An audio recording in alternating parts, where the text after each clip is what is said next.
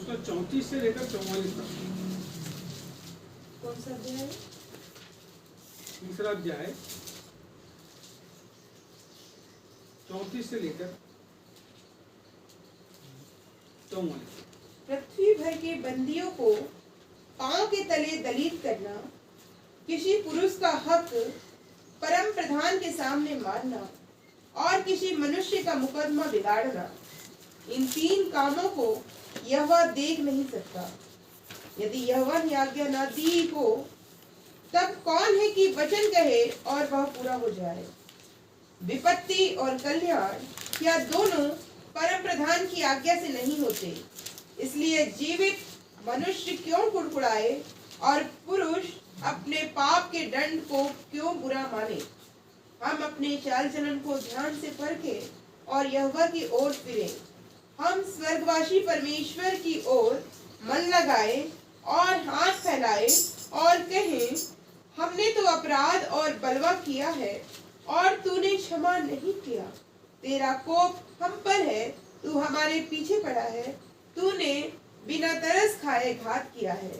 तूने अपने को मेघ से घेर लिया है कि तुझ तक प्रार्थना ना पहुंच सके।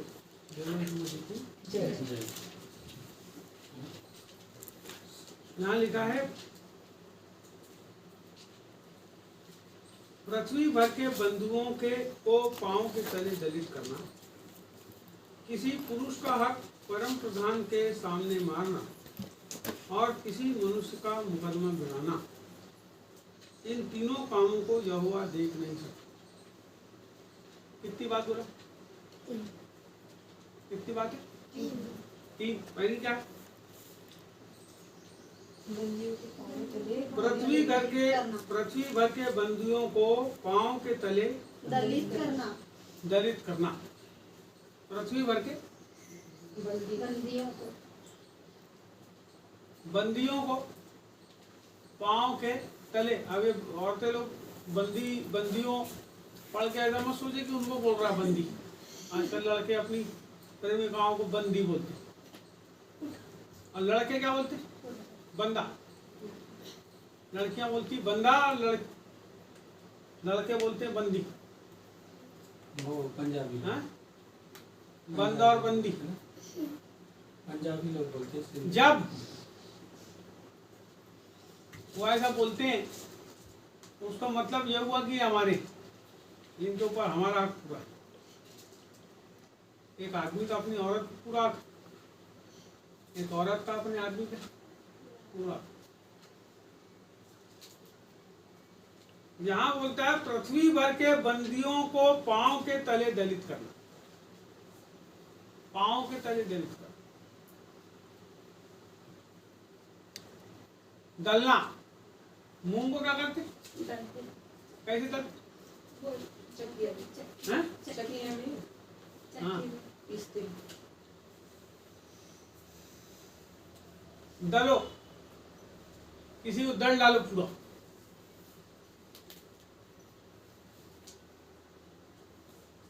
पहली चीज, किसी व्यक्ति को और ज्यादा दबाना और कुचलना। मैं स्वतंत्र रहूं, मैं स्वच्छंद रहूं और जो भी मेरे अंडर में रहे सब कैसे दबे रहे। सहमतन यहाँ नहीं बैठना, तुम्हारी जगह नहीं।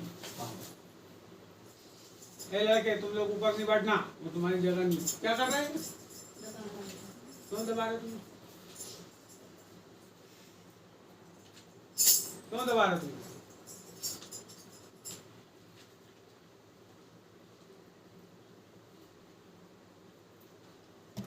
सुनना, मेरी बात समझो, इस बात को समझना।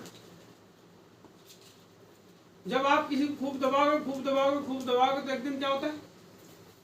भर भरा के क्या करेगा? गुस्सा करके वहां बैठ जा, जाके वहां बैठ जा। वो क्या करेगा? गुस्सा करके उसके ऊपर भड़क जाएगा।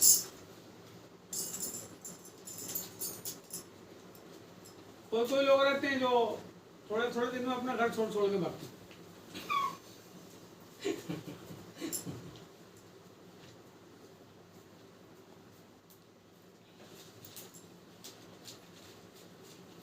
पहली चीज बंद कर दो दबाना। और अपने आप को इतना स्वतंत्र भी मत समझो कि सामने वाले सब कैसे दबे और कुचले। यदि तुम भला करते हो तो इसका मतलब नहीं है तुम्हारी भलाई के पीछे कोई आदमी दबा और कुचला। मत दबाओ, मत कुचलो, पहली चीज। दूसरी बात बोल रहा है, किसी पुरुष का हक परम प्रधान के सामने मारना। प्रभु सब जगह है ना, बाइबल में लिखा है परमेश्वर की आंखें धरती पर सब तरफ लगी हुई है।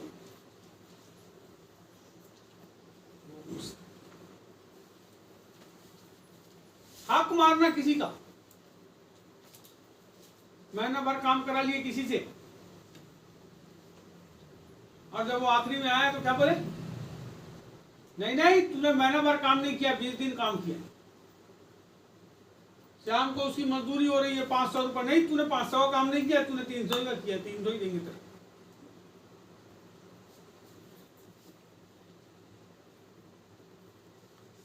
किसी का भी हक नहीं मारना।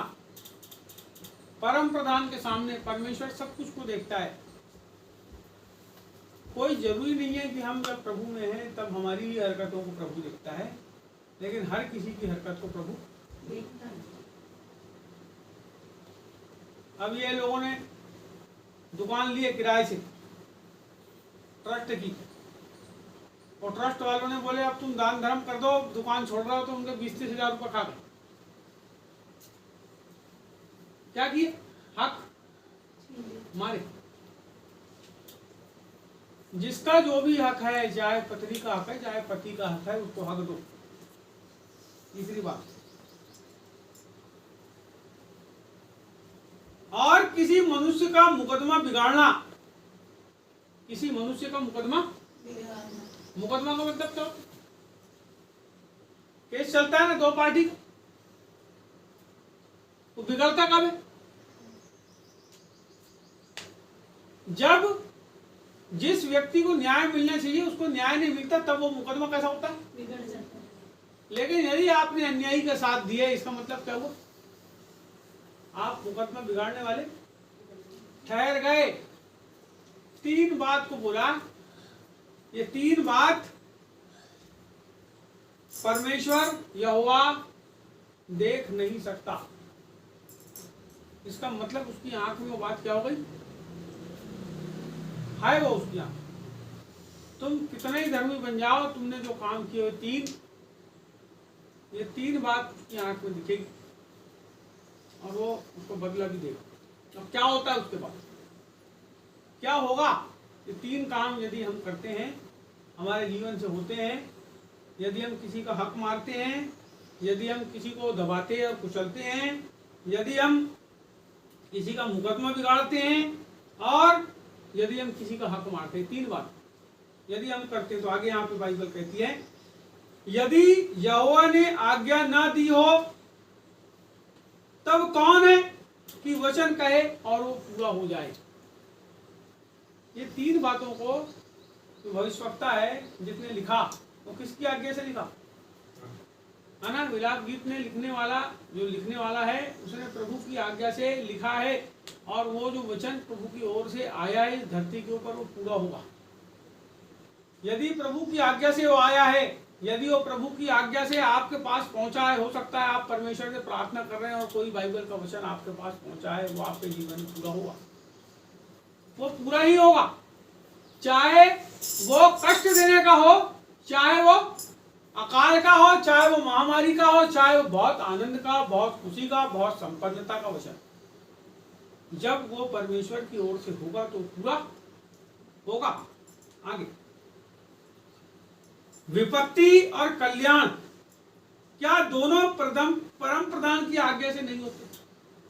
फिर से बोल रहा है, पहली चीज क्या बोल रहा है कि वचन बगैर प्रभु की आज्ञा के पूरा वो आता भी नहीं और पूरा भी नहीं होता, तो प्रभु की आज्ञा से वचन आता है। दूसरी बात, विपत्ति और कल्याण, विपत्ति और 2 बात। किस किस को विपत्ति पसंद है पसंद, वहां नुकसान हो जाए पसंद है, यानी तुम दूसरों को नुकसान करोगे लेकिन तुमको तुम्हारा नुकसान पसंद नहीं। है। ये इंसान जो कभी अपना नुकसान नहीं चाहता, हर समय चाहता है उसको कल्याण ही मिलता है। यीशु मसीह के पास आया है, कभी प्रार्थना की है प्रभु तू मेरे को नरक में डालेगा तो मैं चले जाऊंगा? क्यों? स्वर्ग ही होना सब, सुखी होना सब।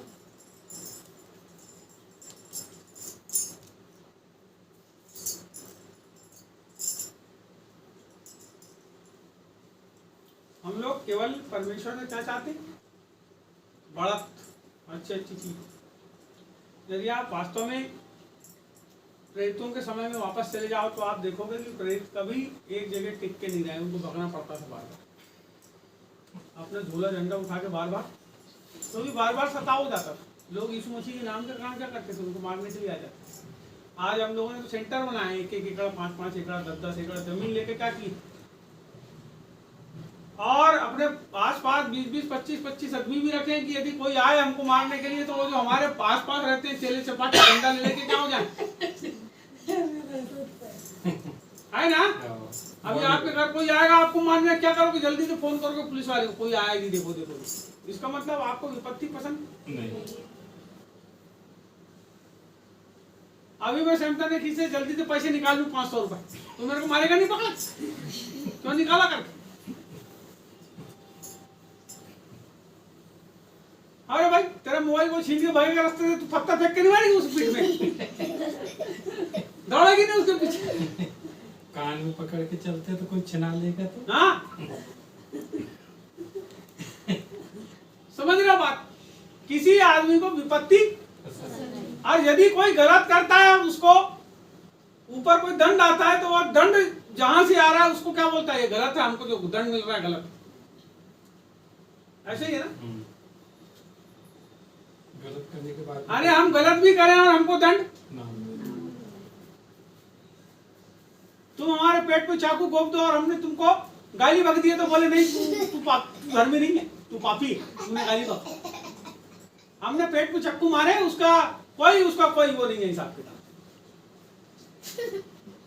विपत्ति और क्या बोला? विपत्ति के साथ क्या बोला? कल्याण। कल्याण पसंद है ना?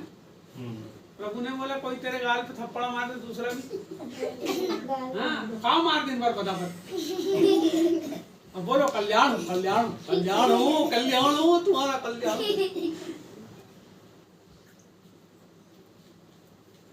मत देना तुम सब जितने लोग किराए से रहते हो, किराए वाले का किराया मत देना 6-7 महीने, तुम्हारा सामान कभी नहीं फेंकेगा रोड के ऊपर, और जब फेंकेगा तो बोलना कल्याण हो कल्याण। क्या देखता है प्रभु? तुम्हारी गलत बात को, तुम्हारे कुचलने को, तुम्हारे अन्याय को परमेश्वर देखता है, और यदि दंड आता है तो सौ ना चुपचाप।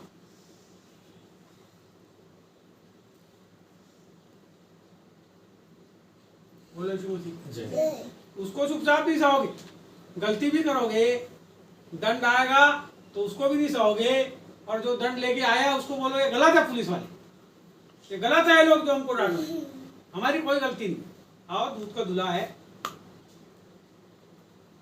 चल आगे बोलता है विपत्ति और कल्याण दोनों परम प्रधान की आज्ञा से नहीं होते।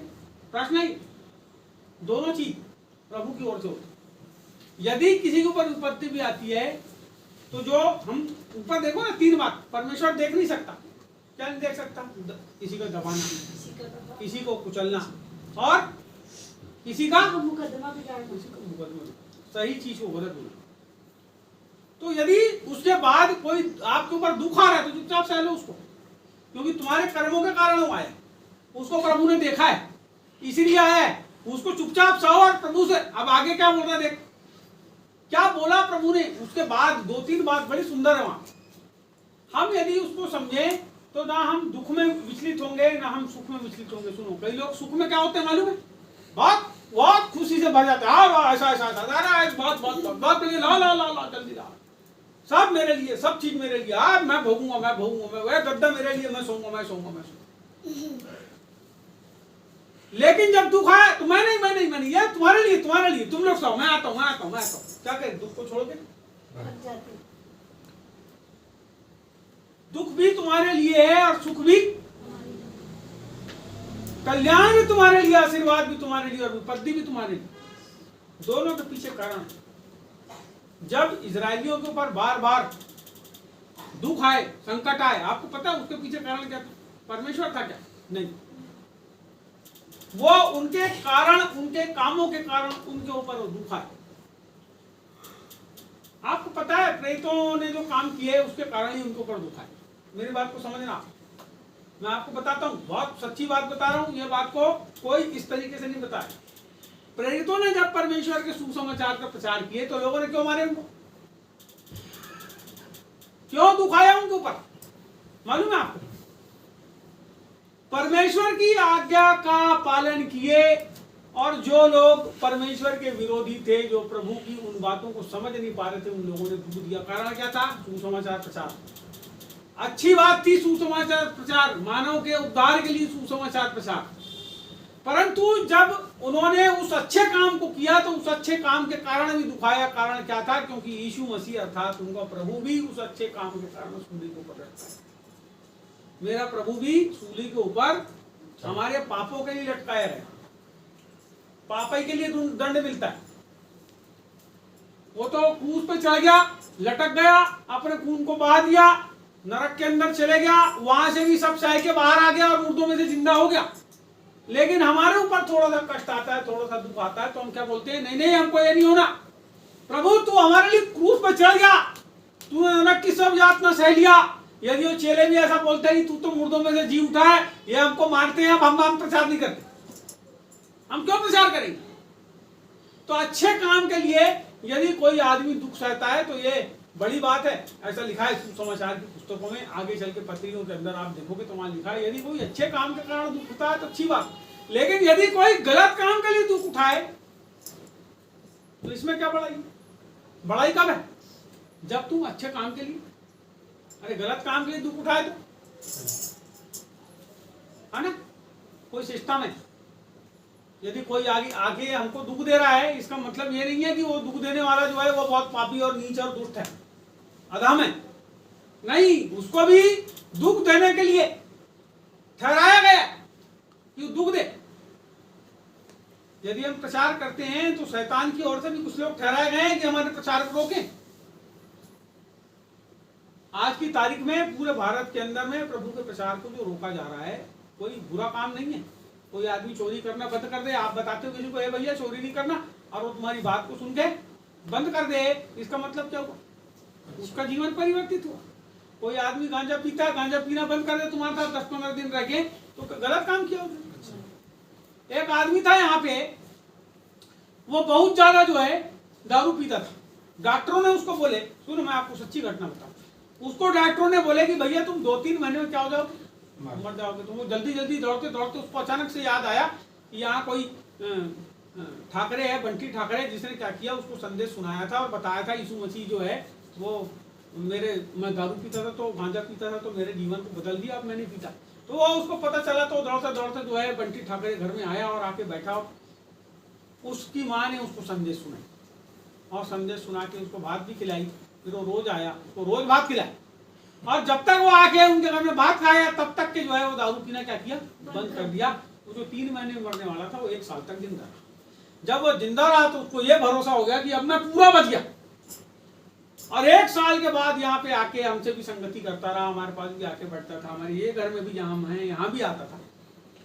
और वो जो लड़का है उसने फिर से क्या किया, 1 साल के बाद फिर जब वो यहाँ आना बंद कर दिया, कोई दूसरी संगति में चले गए, तो क्या हुआ? फिर से दारू पिया और ये पूरा बालाघाट इस बात का गवाह है। डॉक्टर लोग भी गवाह हैं जिनने उसको बोले थे 3 महीने में जाएगा। तो बोलने का मतलब ये है कि जब वो अच्छी संगति में आया तो कल्याण को पाया, लेकिन जैसे ही वो वापस उसी संगति में गया और फिर से दारू पिया, तो क्या पाया उसने? मृत्यु किसके द्वारा पाया उसने? तो प्रभु ने मारा क्या? नहीं, प्रभु ने तो बचाया उसको जब प्रभु के पास आया। लेकिन जब वो आदमी प्रभु से दूर जाके फिर उसी संगति में गया तो कैसा हो गया?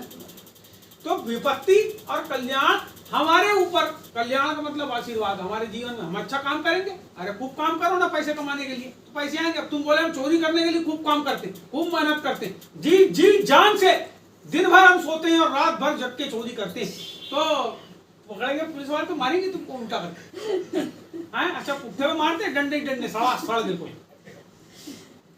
और एक चोर था बालाघाट में जो भगता था, तो कोई पकड़ नहीं सकते थे पुलिस वाले। एक बार पकड़े उसको घेरा बना के, उसके पैर के नीचे की जो नस रहती ना, एक पैर की नस काट दी, तो भाग ही नहीं सकता था। फिर पकड़ा ही जाता था, हर बार मारते थे, सब कुचलते थे उसको, तो पकड़ा जाता। विपत्ति और कल्याण, ये दोनों चीज, आप अच्छा काम करो तो कल्याण आएगा, आप गड़बड़ काम करो तो विपत्ति आएगी। सीधे आदमी से लड़ोगे तो बेचारा चुपचाप रहे, गड़बड़ आदमी से लड़ोगे तो उसी समय तुम्हारे ऊपर क्या हो जाएगा, उसका फल प्राप्त हो जाएगा तुरंत। आगे यहाँ प्रभु का वचन कुछ बोल रहा है, इन बातों को कुछ स्पष्ट कर रहा है। यहाँ पे लिखा है, इसीलिए जीवित मनुष्य क्यों कुड़कुड़ाए और पुरुष अपने पाप का दंड को क्यों बुरा माने। दो बात, इसलिए जीवित मनुष्य क्यों कुड़कुड़ाते हो? कोई दुख तुम्हारे ऊपर आता है, कोई दुख मेरे ऊपर आता है, तो कोई दुख किसी के ऊपर आता है, तो कोई आदमी ने यदि मेरे को ऐसा बोल दिया कि तेरा जो चरित्र है वो ठीक नहीं है, तू अपने आप में ठीक नहीं है, तू गाली बकता है और तू प्रचार नहीं कर सकता, तुम्हारी कथनी और करनी में मैं मानता हूं ये बात कि मैं पापी हूं, मैं मानता हूं कि कई बार मेरे मुंह मैं बक देता हूं, मैं मानता हूं, मैं हर बातों को मानता हूं, जो जो आदमी मेरे बारे में जो जो कुछ देखा है महसूस किया, मैं सब चीज को मानता हूं। लेकिन मैं प्रभु को प्रचार करना क्यों बंद करूं? यदि परमेश्वर ने मेरे अंदर अच्छी बातों को रखा है, अच्छे प्रकाशन को रखा है, तो मैं उसको बताना क्यों बंद करूं? वो एक अलग बात है कि प्रभु मैं मर जाऊं और मेरा परमेश्वर बोले कि तुमको नरक जाना पड़ेगा, तो स्वीकार, कोई दिक्कत नहीं। लेकिन तुम कोई नहीं होते मेरे को ये बोलने वाले कि तू नरक जाएगा, उसका फैसला मेरा बाप करेगा। वो यदि भेजेगा तो मैं जाने के लिए तैयार हूं।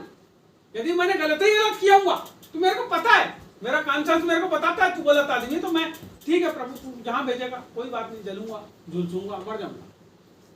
लेकिन यदि मेरा प्रभु मेरे मरने के बाद बोले हाँ बेटा तेरे को जो काम दिया था तूने पूरा किया, मैं जरूर प्रभु के पास जरूर जाऊंगा। यदि मैं परमेश्वर ने जिस काम के लिए चुना है मैं उसको करते करते मर जाऊं तो। लेकिन यदि मैंने गलती काम किया हूं तो मैं क्यों कुड़कुड़ाऊं? कोई आदमी मेरे को क्या बोलता है, मैं क्यों उसको पकड़ के परमेश्वर की सेवा से पीछे हटूं? जब हम सेवकाई करते हैं तो कई लोग हैं, अलग अलग पादरी हैं, अलग अलग पास्टर हैं, अलग अलग विश्वासी हैं, अलग अलग डिनोमिनेशन के लोग हैं। आज हम परमेश्वर की सेवकाई लिटरेचर के माध्यम से कर रहे हैं, आज हम सेवकाई आप लोगों को संदेश बता के कर रहे हैं, दूसरी कलीसियाओं में जाके संदेश सुना रहे हैं। तो यदि कोई बोले तुम गलत हो ये मत करो, तो हम क्यों उसकी बात सुने? परमेश्वर ने हमको बुलाया उस काम को करने के लिए, हम उसको करेंगे। हम क्यों कुड़कुड़ाएं? किसी आदमी ने हमको क्या बोल दिया, किसी ने हमको क्या बोल दिया, हमको नहीं कुड़कुड़ाना। पहली चीज ये तो प्रभु से संबंधित हो गई। अब मैं दूसरी बात बता रहा हूँ, ये तो अच्छे काम को आप कर रहे हो, प्रभु के काम को कर रहे हो, तो आपको नहीं रुकना, तो भी नहीं कुड़कुड़ाना है आपको। और दूसरी बात, यदि कोई विपत्ति तुम्हारे ऊपर आई तो तुम क्यों कुड़कुड़ाते? क्या करे इजराइली लोगों ने? चलो आप इजराइली लोगों के जीवन का क्या करे उन्होंने? जब वो निकले तो उनको खाने के लिए मांस नहीं मिला। मांस मालूम है? मांस मुर्गा है?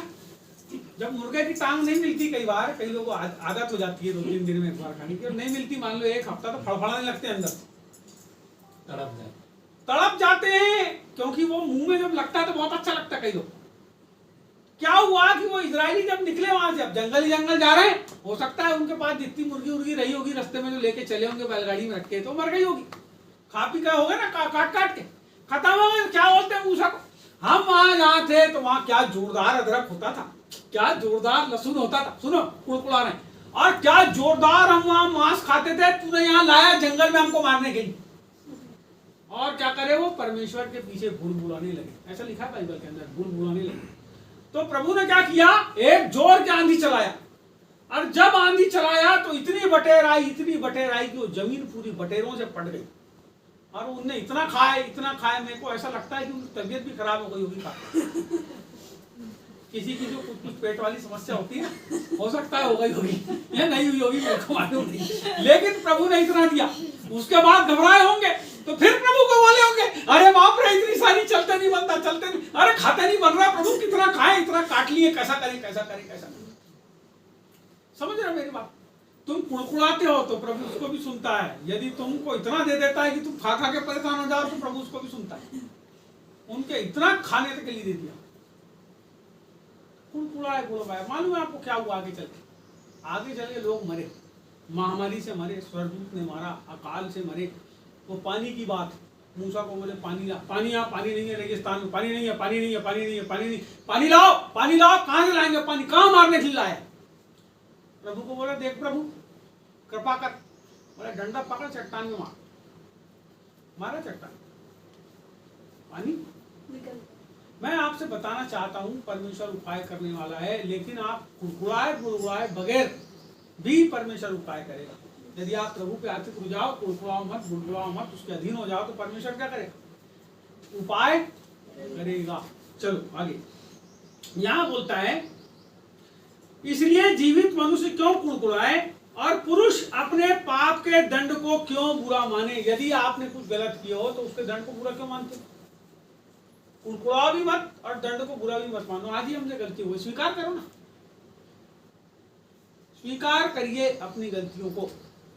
यदि आप स्वीकार नहीं करेंगे तो मत करिए, वो आपका चुनाव। हम इस बात को चुनाव करते हैं कि हमने गलती की है, हम हाँ जी हाँ गलत मान रहे हैं, हम गलत है मानते, लेकिन तुम गलत हो इसको मानो तो तुम अपने मुंह से कभी बोलो तो कि हम गलत नहीं बोलते, इसीलिए तुम गलत ही रहो, क्योंकि बोलते नहीं। जब आप प्रभु के सामने बोलते हो हम गलत है, प्रभु क्षमा कर, प्रभु करता है। जब आप किसी आदमी को ही बोलते हो हम गलत है, क्षमा कर, वो भी क्षमा करता है। आगे आगे बोलो, हम अपने चाल चलन को ध्यान से परखें और यहोवा की ओर, बोला ना यहाँ पे, हम अपने काय को मेरे ऊपर कष्ट क्यों आया? परखने का मतलब क्या हुआ?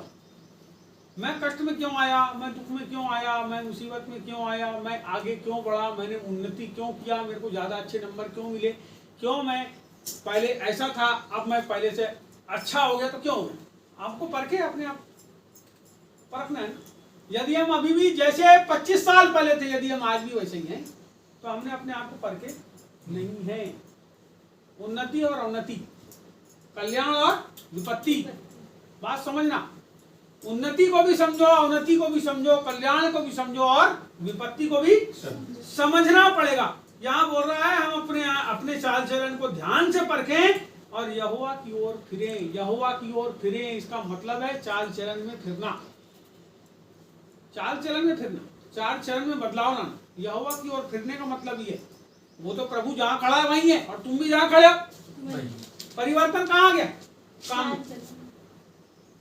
प्रभु जैसा था वो वैसा ही है, तुम जैसे थे तुम भी वैसे ही हो। तुम्हारे चाल चलन के अंदर बदलाव की, यदि आप चाल चलन के अंदर बदलाव लाओगे तो सब कुछ बदल जाएगा। आप जब प्रभु की ओर फिरोगे, देखो अभी उल्टे हो, ये लाइट देखो इधर चल रही, सबके मुंह किधर, इधर, इनके इधर, आपको लाइट की तरफ घूमना पड़ेगा। इसका मतलब आप जिस दिशा में हो उस दिशा को छोड़ना पड़ेगा। आगे बोल रहा है, हम स्वर्गवासी परमेश्वर की ओर मन लगाएं और हाथ फैलाएं और कहें, हमने तो अपराध और बलवा किया है और तूने क्षमा नहीं किया।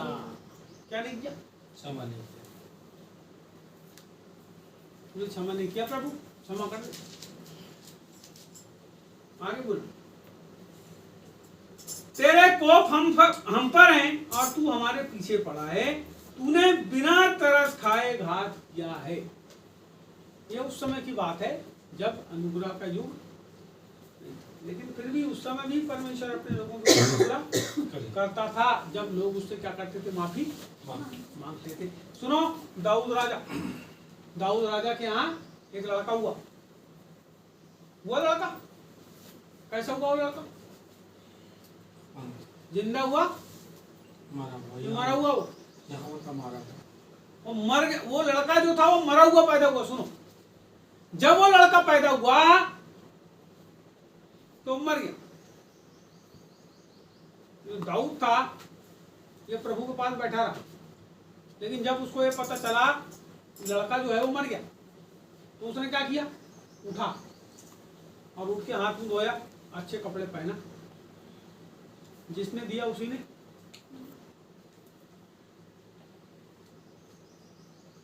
हमारे जीवन के अंदर उस दाऊद वाली दशा की आवश्यकता है।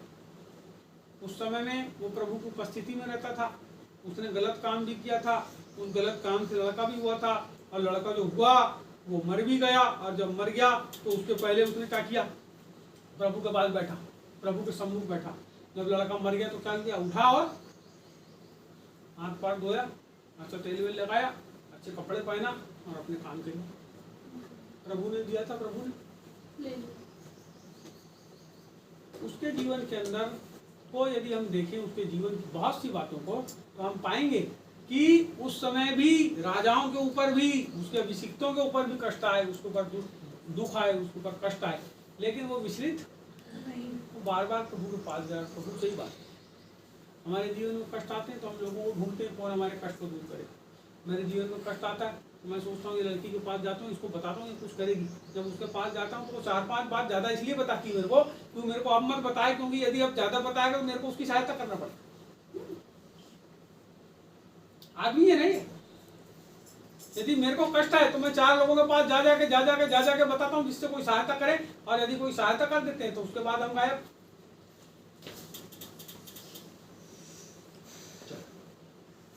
अंतिम बात, तूने अपने को मेघ से घेर लिया है कि तुझ तक प्रार्थना ना पहुंच। कई लोग प्रार्थना करते हैं, सुनिए मैं आपको बता रहा हूं, ये अंतिम बात है, इसके बाद खत्म। कई लोग प्रार्थना करते हैं कि बादलों से अपने आप को छुपा लेने वाले परमेश्वर, ज्योतिमय परमेश्वर है, तूने अपने आप को बादलों से छुपा लिया है। यहाँ क्या लिखा है आपको पता है? परमेश्वर अपने आप को मेघों से किस बात के लिए छुपाए? प्रार्थना ना जाए। मेरी बात को समझिएगा, मैं आप सबसे बताना चाहता हूँ, परमेश्वर उन लोगों की प्रार्थनाओं को नहीं सुनना चाहता जो अन्याय करते। सुनो, तीन लोगों की बात मैं आपसे बता रहा हूँ, यहाँ पे इतने ही पद में से बता रहा हूँ। जो अन्याय करते हैं, जो लोगों को कुचलते हैं, और तीसरी बात क्या है, देखो वहां पे वो पदों में पढ़ो, और तीसरी बात है मुकदमा भी उठेगा, यानी गलत लोगों का साथ। क्या हुई बात? जो अन्याय करते हैं, लोगों को कुचलते हैं और मुकदमा। यदि आप ये 3 काम करते हो तो आप कितनी भी प्रार्थना करो, उसके लिए क्या करना है? उसके पहले बताया ना उसने कि क्या करना है, हमको उसकी ओर फिरना है, अपने चाल चलन की ओर ध्यान देना है, उसकी ओर फिरना है। और यदि आप नहीं फिरते और प्रार्थना करते हैं तो क्या होता है? वहां लिखा है परमेश्वर ने क्या किया है, अपने आप को काले बादलों से। किस बात के लिए परमेश्वर ने काले बादल से अपने आप को छुपाया? कि प्रार्थना उस तक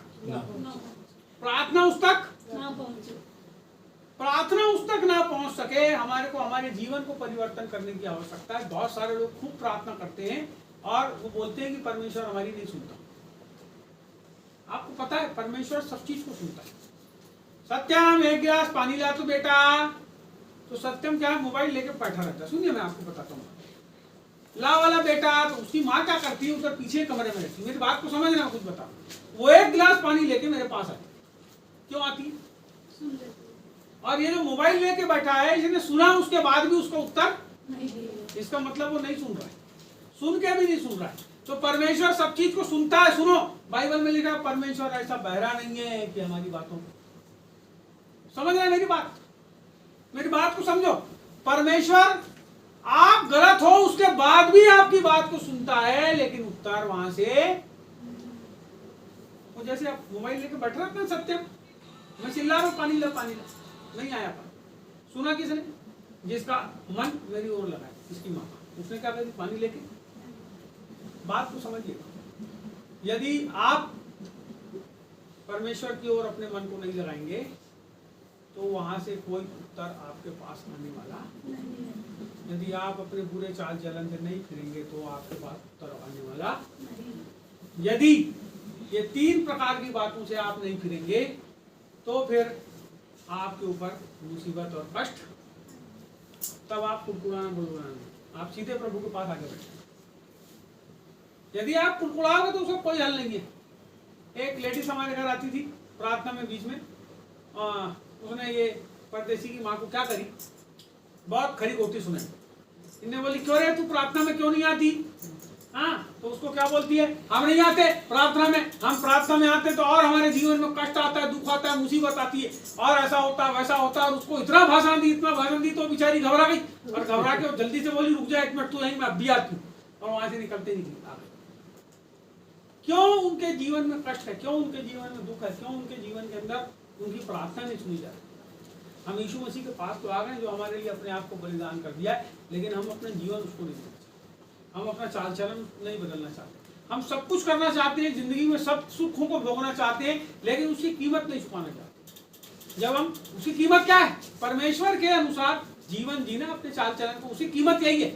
उसका कीमत का मतलब ये नहीं है कि आप अपने खीसे में रुपए निकाल के लो प्रभु ये 2000 रुपए मैं दे रहा हूँ, मेरे को ऐसा करो, भाई उसकी कीमत वो नहीं है। ये आशीर्वाद मेरे को दे दो प्रभु 10,000 मैं दे रहा हूँ। आपके दान दक्षिणा की प्रभु को आवश्यकता नहीं है। आप अपना जीवन ही नहीं देना चाहते, आप अपने चाल चलन में सुधार नहीं लाना चाहते, और आप बोलते हो कि परमेश्वर हमारे जीवन के अंदर क्या करे, हर प्रकार के कल्याण को भर दे। मेरे भाई गलत काम करोगे तो आपके जीवन में दुख आएंगे, कष्ट आएंगे, बाइबल ने बताई है इस बात। और यदि आप प्रभु के लिए अच्छे काम करोगे तो भी कष्ट आएंगे, लेकिन बाइबल कहती है इसमें बड़ाई है। बाइबल में लिखा है जब परमेश्वर के अच्छे कामों के लिए पौलुस और सिलास को जेल के अंदर बंद कर दिया गया, उनके पैरों को बेड़ियों में जकड़ दिया गया, पैरों को, उनके हाथों को जकड़ दिया गया बेड़ी में, तो बाइबल कहती है उसने मारे थे बदाबद, उनको खूब मारे थे, पूरा उनको सुझा डाले थे मार मार, और वो पड़े थे वहां पे। और क्या हुआ वहां, वो भजन करने लगे, प्रभु की आराधना करने लगे, और उनके भजन करने से भी एक व्यक्ति का जीवन परिवर्तित हुआ, अद्भुत काम हुआ और जेल पूरा हिल गया। बाइबल बड़े अद्भुत कामों को बताती है।